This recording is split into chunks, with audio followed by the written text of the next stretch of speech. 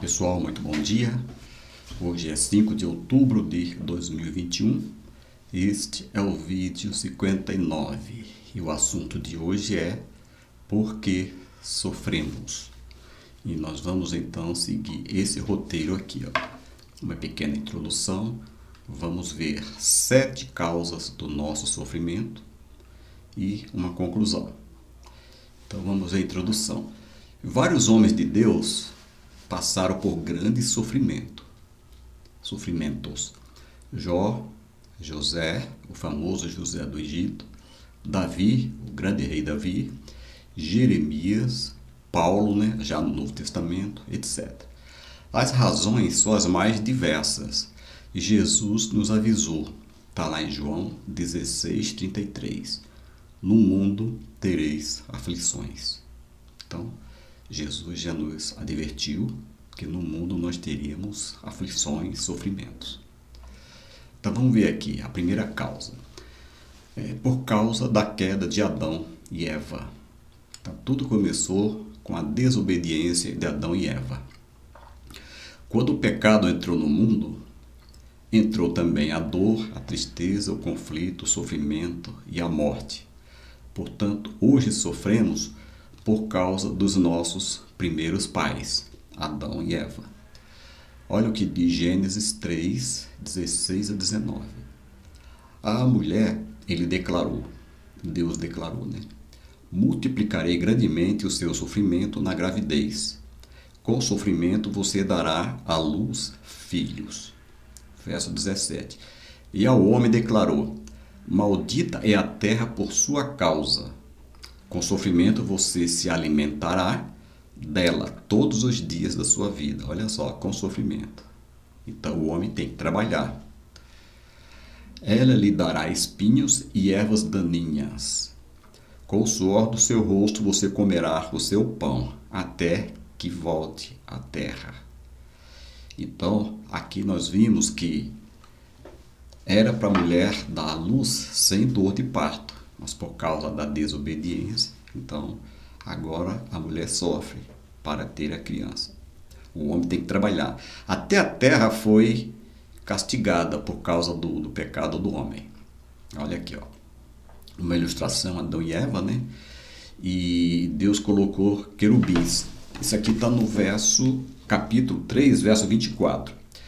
E havendo lançado fora o homem, então ele estava no paraíso, foram lançados fora. Pôs querubins ao oriente do jardim do Éden, e uma espada inflamada que andava ao redor, para guardar o caminho da árvore da vida. Então ele colocou querubins, para que o homem não tivesse acesso à árvore da vida e vivesse eternamente, que essa seria a ideia original. Segunda causa, por causa dos nossos atos. Aqui entra aquela famosa lei da semeadura e colheita. Gálatas, capítulo 6, verso 7. Não vos enganeis. Deus não se deixa escarnecer, pois tudo que o homem semear, isso também ceifará. Uma outra versão fala, tudo que o homem plantar, isso também colherá. É uma outra versão. Então a gente chama essa lei da semeadura e colheita. E isso aqui aplica-se a todos os homens, sejam cristãos ou não. Tá? Aplica-se a todos os homens. Então, por exemplo, se o homem planta limão, vai colher limão. Se ele planta maçã, vai colher maçã. Olha só, se guiarmos com imprudência o nosso carro, o nosso veículo, mesmo sendo cristão, poderemos sofrer graves danos. Poderemos nos envolver em acidentes. Se exagerarmos em nossos hábitos alimentares, certamente vamos ter graves problemas de saúde. Então, isso aí é fatal. Então, muitas vezes nós sofremos por causa das nossas escolhas, porque nós somos dotados de livre-arbítrio. Então, aquilo que a gente escolhe vai ter muita influência na nossa vida. Então, devemos ter muito cuidado com os nossos atos, pois as sequelas ficam, mesmo que os pecados sejam perdoados. As sequelas ficam. As consequências da queda de Adão e Eva, lá no Éden, se arrastam até o dia de hoje. Então a gente vê a própria terra, né? Produzindo erva daninha. O homem tem que trabalhar, a mulher tem dor de parto, né? Então, nós, os salvos, temos nossos pecados perdoados por Jesus, mas temos que trabalhar arduamente para o nosso sustento, por causa do pecado, a desobediência da Adão e Eva. Então, até hoje a gente paga, né, o preço. As mães sofrem a dor do parto ao darem à luz uma criança, o que não era para acontecer, mas começou lá no Jardim do Éden. Um outro motivo por que nós sofremos, por viver no mundo pecaminoso. Em 1 João 5,19 diz o seguinte: sabemos que somos de Deus e que o mundo todo está sob o poder do maligno. Então, João, o grande apóstolo João, já falou isso. Então, o cristão fiel sofre por viver num mundo corrompido. Por toda parte estão os efeitos do pecado. Então sentimos aflição e angústia ao vermos o domínio do mal sobre tantas vidas. Olha o que diz aqui, 2 Pedro 2, versos 7 e 8. Mas, isso aqui é Pedro falando, é o discurso de Pedro, né? Mas livrou Ló, ou seja, Deus livrou Ló, homem justo, que se afligia com o procedimento libertino dos que não tinham princípios morais. Aí tem a explicação entre parênteses.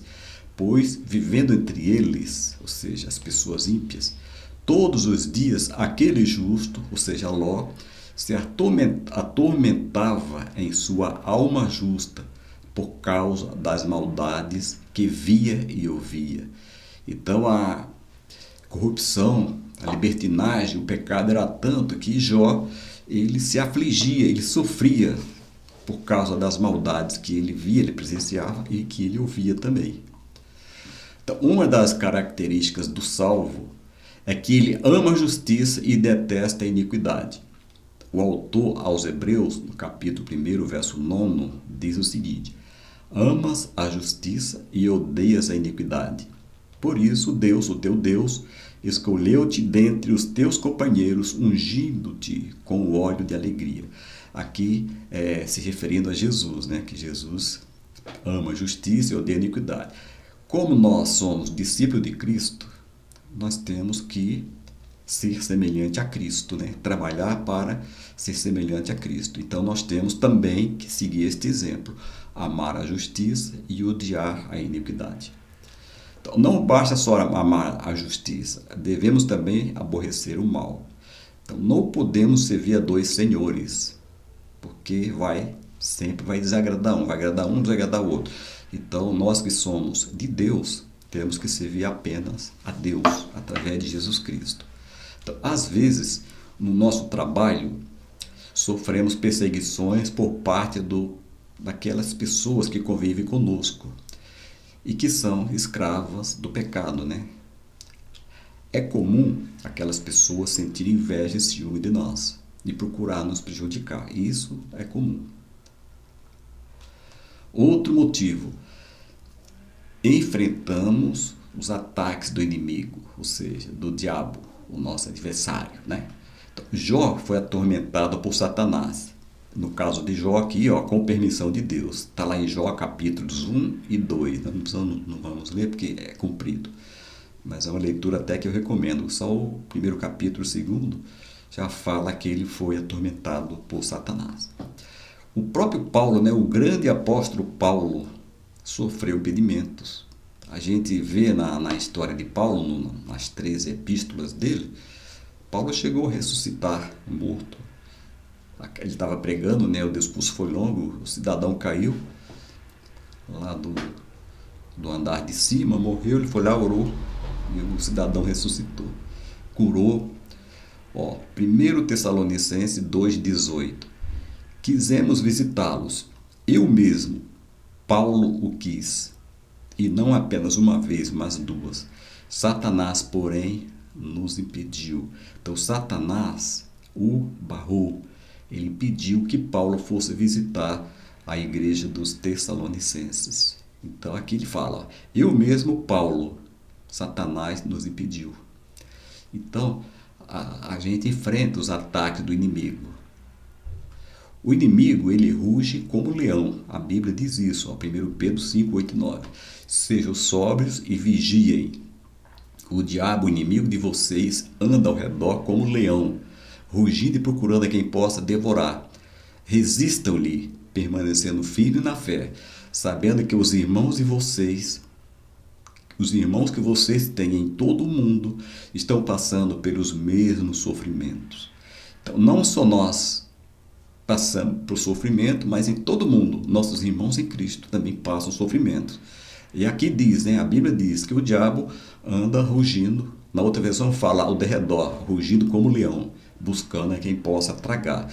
Então, um dos motivos que sofremos é que o inimigo ruge como leão. Eu peguei uma imagem aqui ilustrativa, ó. Então aqui são servos de Deus, né? Discípulos de Cristo, ó, rugindo como leão, buscando a quem possa tragar. Então a recomendação lá de Pedro é para que nós sejamos sóbrios e vigiemos. Olha como começa, sejam sóbrios e vigiem. Então, essa é a recomendação lá do livro de Pedro.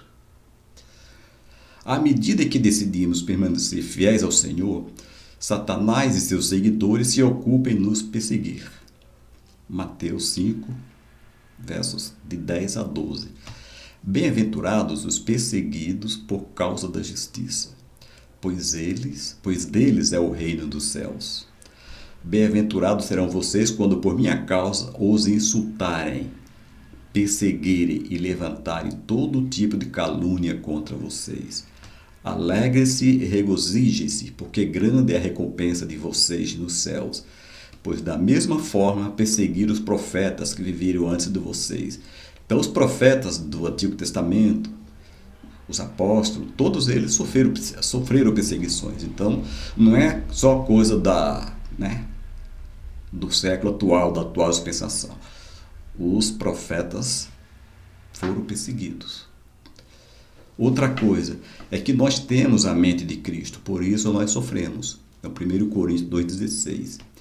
Quem conheceu a mente do Senhor para que possa instruí-lo? Nós, porém, temos a mente de Cristo. Então, nós, porém, temos a mente de Cristo. Esse nós aqui são as pessoas que aceitaram Jesus Cristo como Senhor e Salvador das suas vidas. Então, ser um cristão verdadeiro e fiel significa estar em união com Cristo, ou seja, pensar como Ele, agir como Ele e fazer a vontade dEle. Nisso, compartilhando dos seus sofrimentos. Então, Cristo chorou por causa da impiedade de Jerusalém. Olha só aqui, Lucas 19, 41. Quando se aproximou e viu a cidade, Jesus chorou sobre ela. Ou seja, Jesus sofreu. E nós que temos a mente de Cristo, nós sofremos. O que é ter a mente de Cristo? Eu peguei essa ilustração aqui, ó. Então aqui está a nossa mente, aqui, ó, nosso cérebro. Então a Santa Bíblia. Então nós temos que ter a palavra de Deus, nós temos que viver a palavra de Deus como estilo de vida. Pensar nas coisas de Deus, louvar com louvores santos. Aí sim, nós estamos tendo a mente de Cristo. Também devemos chorar pela condição pecaminosa do homem. Compartilhar do sofrimento de Cristo é uma condição para sermos glorificados com Cristo. Está em Romanos 8, 17 e 18. Se somos filhos, ou seja, se somos filhos de Deus, então a partir do momento que nós aceitamos Cristo, nós somos considerados filhos de Deus. Então, se somos filhos de Deus, então somos herdeiros. Herdeiros de Deus e co-herdeiro com Cristo. Aqui no caso, Cristo, Filho de Deus. Se de fato participamos dos seus sofrimentos, do sofrimento de Cristo, para que também participemos da sua glória, considero que os nossos sofrimentos atuais, Paulo falando aos Romanos, não podem ser comparados com a glória que em nós será revelada. Então a glória é muito, muito grande, a glória que vai ser revelada em nós quando nós formos arrebatados ou se nós partirmos antes do arrebatamento. Outra coisa por que nós sofremos é para o crescimento espiritual. Tá? O pastor aqui da nossa igreja, ele diz que tudo é para o nosso crescimento e tudo se discerne espiritualmente. São duas verdades muito interessantes. Então, Deus pode usar o sofrimento para testar a nossa fé. Tiago 2, 1, de 2 a 4. Esse Tiago aqui, que tem na Bíblia, que escreveu essa carta, ele é irmão de Jesus Cristo. Então, Tiago falou o seguinte: meus irmãos, considerem motivo de grande alegria o fato de passarem por diversas provações, pois vocês sabem que a prova da sua fé produz perseverança. E a perseverança deve ter ação completa, a fim de que vocês sejam maduros, íntegros, sem lhes faltar coisa alguma. Esse Tiago aqui, ele é considerado também um grande teólogo. A nossa fé pode chegar à plena maturidade quando confrontada com dificuldades e oposição. Então, às vezes, a gente está passando por sofrimento e corre para os pés de Cristo, né? Para orar, para buscar. E, na verdade, é quando a gente se achega mais aos pés de Cristo, é quando a gente está passando por tribulação, por sofrimento, por angústia. Agora, não há nada na Bíblia dizendo que as aflições são sempre uma evidência de que Deus está insatisfeito conosco. Não há nada dizendo isso, tá? Que fique bem claro. Então, pode ser um sinal de que Ele reconhece a nossa firme dedicação a Ele, como aconteceu com Jó. Então, Ele permitiu que Jó passasse por sofrimento, porque Ele sabia que Jó era um homem íntegro, um homem de fé. E ali, na verdade, havia uma briga entre Deus e Satanás a respeito de Jó. Então, o Satanás falou para Deus que tira o que ele tem, que ele vai blasfemar o teu nome. Deus, conhecendo Jó, permitiu. Então, Deus pode empregar o sofrimento para nos ajudar no desenvolvimento do caráter cristão e da retidão. Deus quer que aprendamos a ser pacientes mediante o sofrimento. Romanos 5, 3 a 5. Não só isso, mas também nos gloriamos nas tribulações, porque sabemos que a tribulação produz perseverança, a perseverança é um caráter provado, e o caráter provado, esperança, e a esperança não nos decepciona, porque Deus derramou seu amor em nossos corações por meio do Espírito Santo que Ele nos concedeu. Então, o que acontece? Provas e sofrimentos nem sempre são para castigar, mas às vezes são para treinar, preparar e aperfeiçoar. Por exemplo, o atleta. O atleta, para chegar numa posição de destaque, ele passa por muito treinamento. E às vezes até sofrido, né? Às vezes cansaço, canseira. E o último que eu coloquei aqui, são vários, mas aqui é o sétimo, né? Para propagar o reino de Deus. Gênesis 45, 7.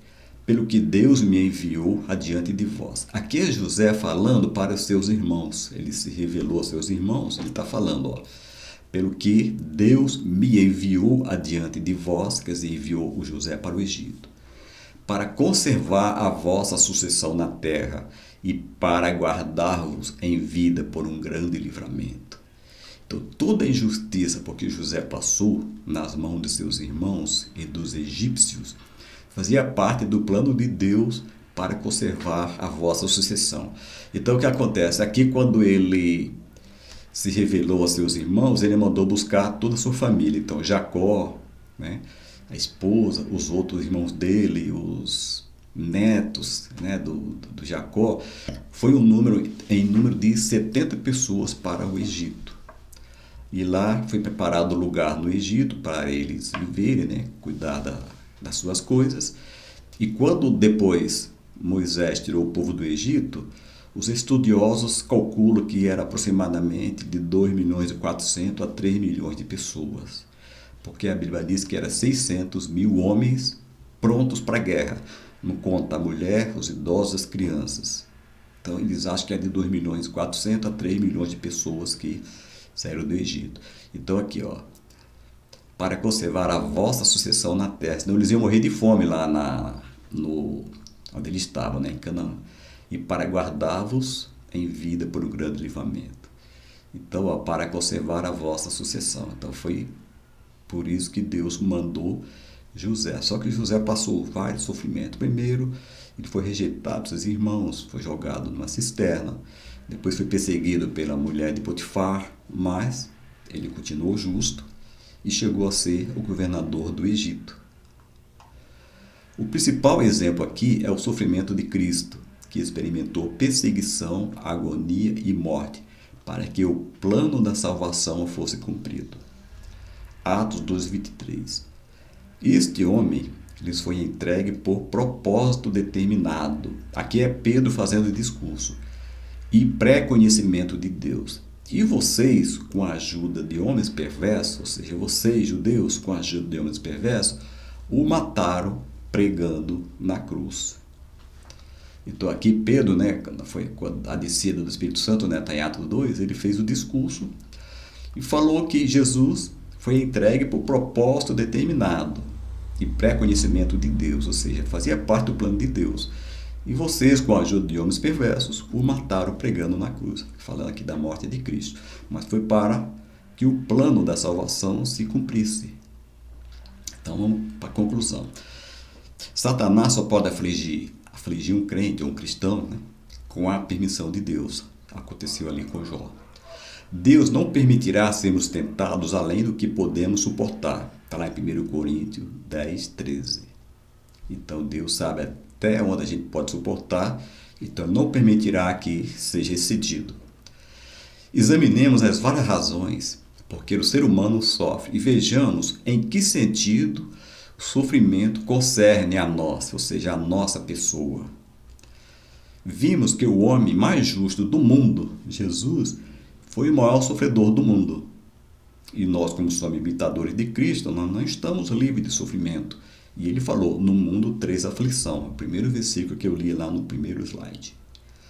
Então, resumindo, nós vimos nesse estudo uma pequena introdução, vimos que nós sofremos por causa da queda de Adão e Eva, por causa dos nossos atos, ou seja, nós temos livre-arbítrio, então, de acordo com as escolhas, nós podemos ter consequências. Por viver no mundo pecaminoso, Jesus falou que o mundo jaz no maligno, então a gente sofre. Enfrentamos ataque do inimigo, Pedro falou que ele está ao nosso derredor, rugindo como leão, e ele aconselha, sede sóbrios e vigiem.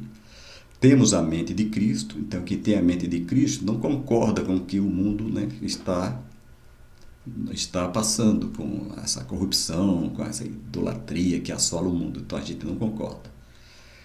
E para o crescimento espiritual, e para propagar o reino de Deus. Esse exemplo começou lá com José do Egito e vimos uma pequena conclusão. Então, se você gostou, deixe o seu like. Para ver esse e outros vídeos, é só entrar no YouTube e no campo de pesquisa, digite o meu nome. Joel Martins da Silva, essa JC para diferenciar dos homônimos. E até o próximo vídeo, que será daqui a 15 dias. Então, que Deus nos abençoe e fiquem na paz.